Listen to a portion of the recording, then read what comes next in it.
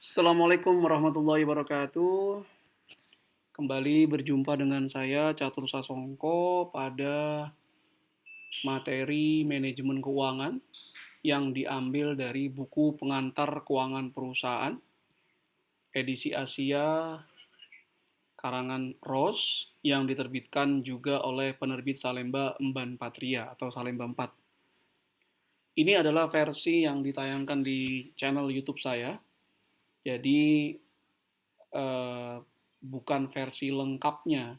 Versi lengkap terkait berikut dengan contoh-contoh dari metode yang dijelaskan di sini dapat diakses ke https e-learning-penerbit-salemba.com.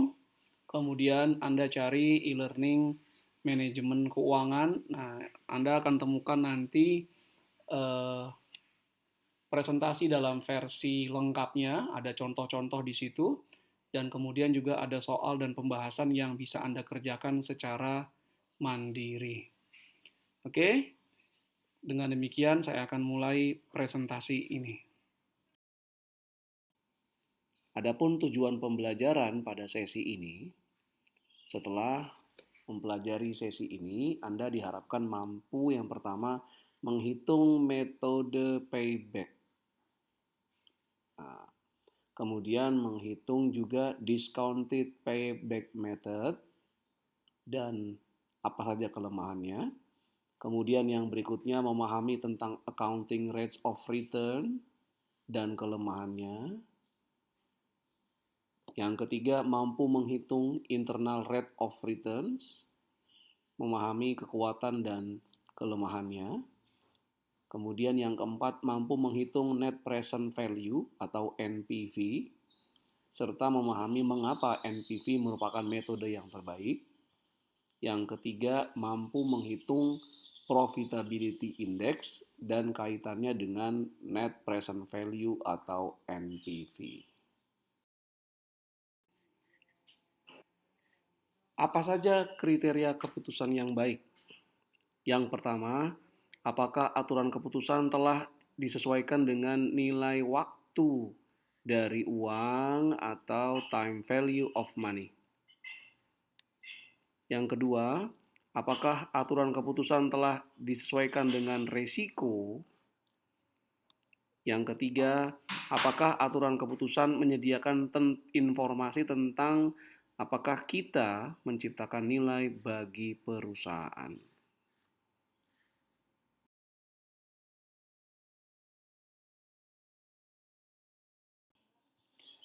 Berikutnya kita masuk ke konsep net present value atau NPV.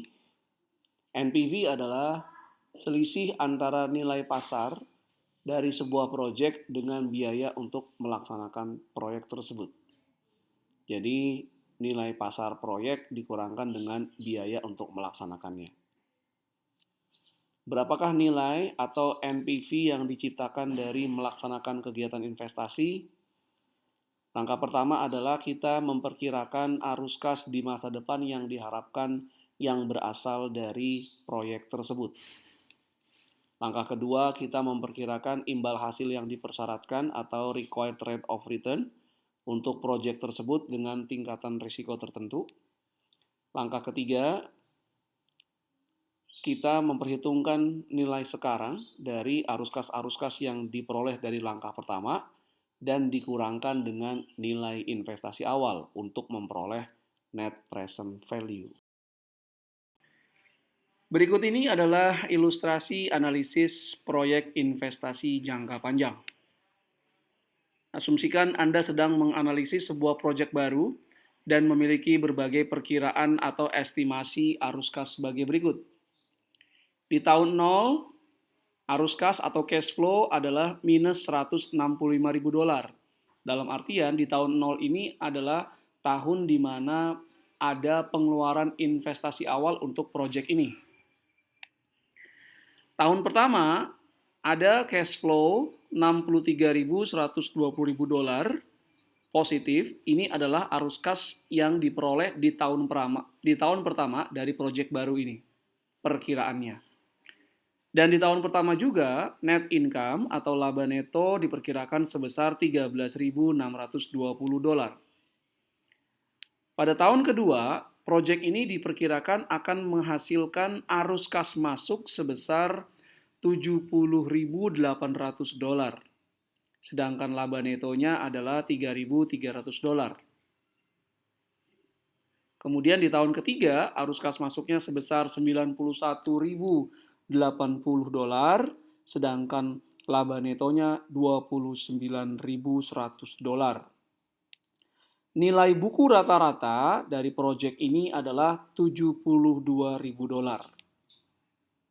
Kemudian perusahaan mensyaratkan proyek ini harus menghasilkan minimal imbal hasil sebesar 12%.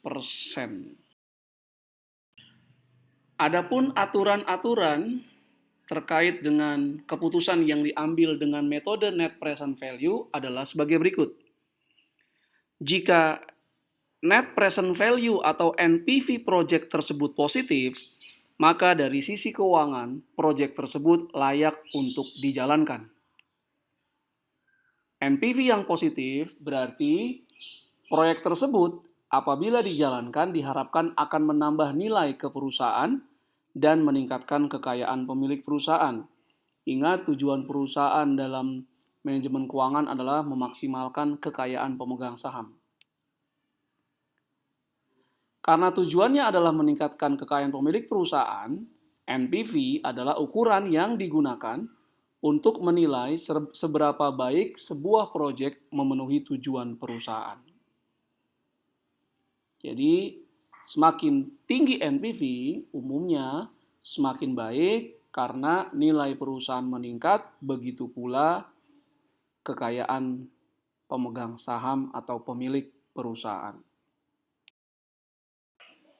Sekarang kita beralih ke metode kedua yang ada dalam penganggaran modal,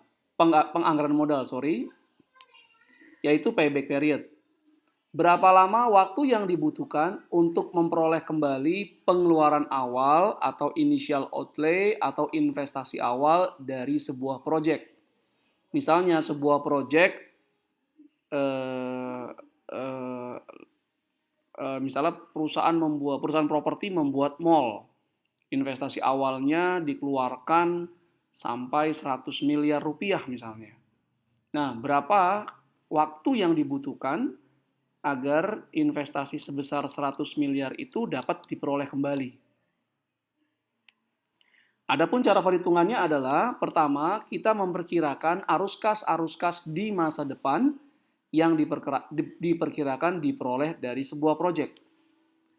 Kemudian kita kurangkan arus kas tersebut dengan pengeluaran awal sampai dengan pengeluaran awal tersebut sepenuhnya sudah diperoleh kembali.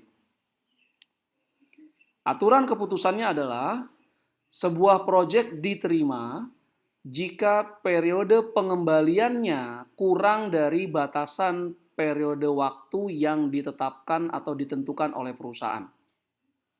Misalnya tadi proyek pembangunan mall, kemudian manajemen memutuskan bahwa payback periodnya adalah 8 tahun. Jika perkiraannya proyek tersebut paybacknya 10 tahun, maka proyek pembangunan mall tersebut tidak dapat dijalankan. Metode selanjutnya dalam keputusan penganggaran modal adalah discounted payback period. Jadi ini adalah variasi dari payback period. Sudah dijelaskan di slide sebelumnya, payback period tidak memperhitungkan time value of money. Jadi arus kas yang diterima tidak di present value-kan. Nah, kalau discounted payback period ini, arus kas masuknya di present value-kan. Jadi yang pertama, hitung nilai sekarang dari setiap kas di masa depan, dan kemudian tentukan berapa lama waktu yang dibutuhkan agar nilai investasi awal atau pengeluaran awal proyek diperoleh kembali dengan basis diskonto atau discounted. Kemudian dibandingkan dengan periode waktu yang dipersyaratkan oleh manajemen, aturan keputusannya adalah terima proyek jika periode pengembaliannya berdasarkan diskonto sesuai dengan periode waktu yang dipersyaratkan. Metode keputusan dalam penganggaran modal yang berikutnya adalah average accounting return. Definisi imbal hasil akuntansi rata-rata adalah laba neto rata-rata dibagi dengan nilai buku rata-rata. Perhatikan bahwa nilai buku rata-rata bergantung pada bagaimana aset disusutkan. Kemudian memerlukan tingkat cut-off yang ditargetkan. Aturan keputusannya adalah terima proyek jika average accounting return-nya lebih besar daripada imbal hasil yang dipersyaratkan atau cut-off yang ditargetkan. Metode berikutnya adalah internal rate of return. Internal rate of return adalah metode alternatif dari net present value. IRR sering digunakan dalam praktek dan secara intuitif menarik. Sepenuhnya didasarkan pada arus kas yang diperkirakan dan tidak bergantung pada tingkat suku bunga dimanapun.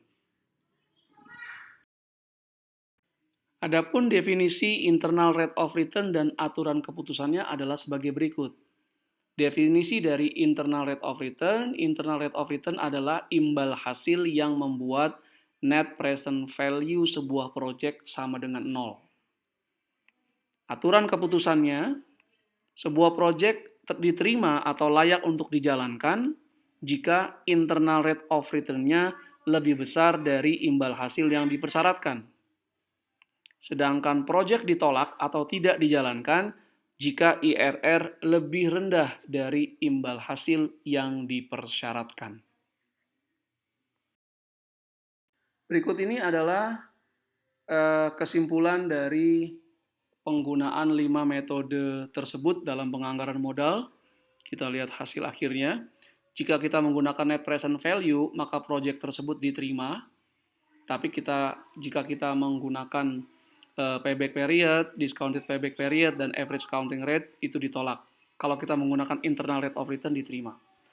Nah, bagaimana keputusan akhirnya? Metode yang terbaik adalah metode net present value. Jadi kalau metode net present value itu diterima, maka proyek layak untuk dijalankan. Namun demikian, manajemen juga harus melihat payback period dari proyek tersebut. Karena payback period memperlihatkan resiko dari proyek tersebut. Apabila payback periodnya terlalu lama atau jauh dari pengeluaran awal, maka proyek tersebut beresiko. Karena semakin jauh arus kas dari pengeluaran awal, semakin besar ketidakpastian untuk penerimaan arus kas tersebut. Jadi tetap harus memperhitungkan yang pertama NPV-nya bagaimana, kemudian juga harus lihat payback period atau yang terbaik menggunakan discounting payback period. Average accounting return biasanya tidak disarankan karena pertama, tidak memperhitungkan nilai waktu dari uang, dan kedua, tidak menggunakan arus kas, tapi menggunakan laba dari sebuah proyek. Kemudian ada lagi metode yang berikutnya, namanya adalah profitability index. Yang pertama, mengukur keuntungan per biaya per unit berdasarkan pada nilai dari proyek.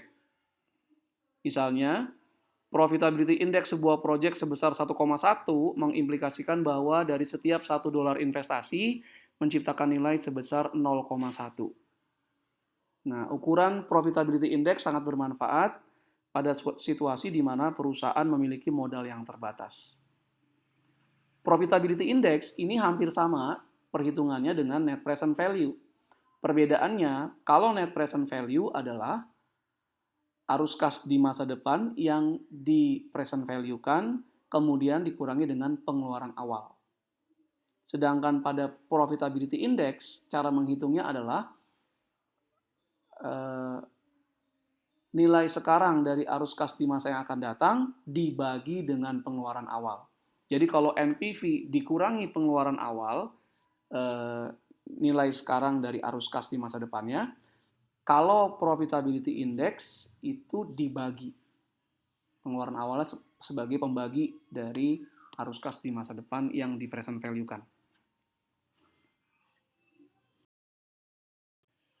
Dengan demikian berakhir sudah presentasi saya terkait dengan metode-metode yang digunakan dalam menentukan apakah sebuah proyek jangka panjang itu layak atau tidak dijalankan,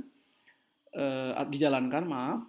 Jangan lupa untuk mengunjungi e-learning.penerbitsalemba.com, dapatkan soal-soal dan pembahasan lengkapnya yang terkait dengan bab ini di e-learning.penerbitsalemba.com, kemudian cari e-learning manajemen keuangan. Terima kasih atas segala perhatiannya, mohon maaf atas segala kesalahannya. Wassalamualaikum warahmatullahi wabarakatuh.